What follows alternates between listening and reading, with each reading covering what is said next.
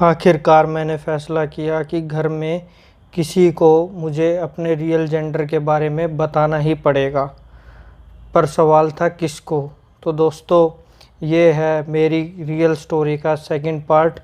इसमें मैं अपना पूरी जर्नी को कंप्लीट करूँगा, तो इस वीडियो पर लास्ट तक ज़रूर बने रहिएगा। और वीडियो अच्छी लगे तो लाइक करना और चैनल को सपोर्ट करना बिल्कुल भी ना भूलें। चैनल को सब्सक्राइब ज़रूर करें। तो चलो दोस्तों, स्टार्ट करते हैं। सबको बताने में डर भी था और ख़तरा भी। मेरी सिर्फ माँ से बनती थी और माँ का दर्जा सिर्फ घूंघट में चुपचाप काम करने जितना ही था। पापा के सामने मैंने उन्हें कभी सिर ऊंचा करके बोलते नहीं देखा। अब मन में सवाल ये था कि क्या उनको बोलना सही रहेगा? ये भी हो सकता है कि सबको पता चल गया हो। भाई के थ्रू क्या करूं अब? दोस्तों, उस रात मुझे बिल्कुल नींद नहीं आई। मेरी शादी कर दी गई। आप सब ये सोच रहे होंगे मैं तो बहुत डरपोक निकला, गौरव को भी धोखा दे दिया और मैंने अपने आप को भी धोखा दे दिया और उस लड़की के साथ भी गलत किया जिसे मैं अपना 100% कभी दे ही नहीं सकता था। तो जवाब है हाँ, उन हालातों में मैं डरपोक निकला। उस वक्त मेरे पास कोई और रास्ता नहीं था। फिर शादी के बाद मैं वापस मुंबई लौट आया। गोना होने में अभी टाइम था। वो भी कुछ टाइम दिल्ली बिताकर अपने पीहर लौट गई। गौरव अब भी मेरे साथ था, पर अब वो रिश्तों की गर्माहट ख़त्म हो गई थी।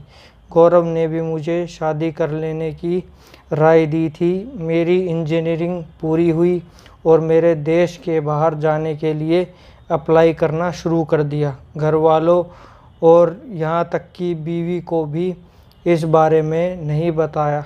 किस्मत अच्छी थी कि स्कॉलरशिप भी मिल गई और ऑस्ट्रेलिया के एक कॉलेज में एडमिशन भी मिल गया। घर वालों को पता चला तो उन्होंने मना कर दिया। वो लोग चाहते थे कि अगर मैं बाहर जाना ही चाहता हूँ तो घरवाली को भी साथ लेकर जाऊँ। अब उन्हें कैसे समझाता कि मैं यहाँ से भाग जाना चाहता था, बिल्कुल ठीक वैसे ही जैसे दिल्ली से मुंबई गया था। फिर से खुद से इवन हर एक रिश्ते से पीछा छुटाकर भागना चाहता था। अगर कोई अपने सुख को ज़्यादा पसंद करता है तो इसमें उसे शर्म नहीं आनी चाहिए और कोई बुराई भी नहीं है। उसे ही प्रायोरिटी देनी चाहिए। पिछले दिनों इंडिया के सुप्रीम कोर्ट के फैसले को सुन के मैं रोमांचित हुआ, पर मन में ये था कि इस फैसले से भी ज़्यादा कुछ बदलने वाला नहीं है। पर हाँ, ये संतुष्टि ज़रूर थी कि देश की सबसे बड़ी संस्था ने हमारे वजूद को माना। ये मेरे लिए बड़ी जीत थी। मैं अब जिद बहस करके बाहर सेटल हो चुका था। कई साल बीत चुके थे बाहर रहते। वहाँ इंडिया में मेरी शादी ख़त्म हो चुकी थी। वो लोग अब ज़्यादा इंतज़ार नहीं कर सकते थे।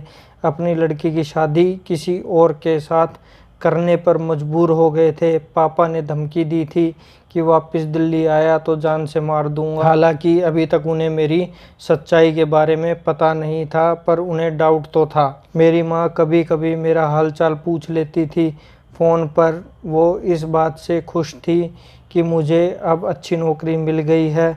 मैं जानता हूँ कि मैंने माँ के दूध को नहीं लज्जाया है। मैं अब भी उनका प्यारा और लाडला बेटा हूँ। अब मैं वापस दिल्ली जा रहा हूँ 12 साल के बाद, उस देश जहाँ कभी भी ना लौट कर जाने की मैंने कसम खाई थी। गौरव से भी मिलना है। अभी वो किसी लड़के के साथ रिलेशन में है और वो इस रिलेशनशिप की सालगिरह कुछ खास दोस्तों के साथ बनाना चाहता है, जिनमें से एक मैं भी हूँ। और उसका इनविटेशन मुझे मिला है और उस गौरव के प्यार ने ही मुझे मजबूर कर दिया इंडिया वापस आने में।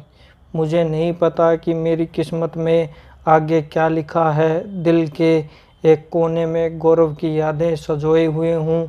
हर बार हर जगह हारा हुआ महसूस करता था। बस कहीं एक बार अपनापन मिला तो वो गौरव के साथ ही मिला।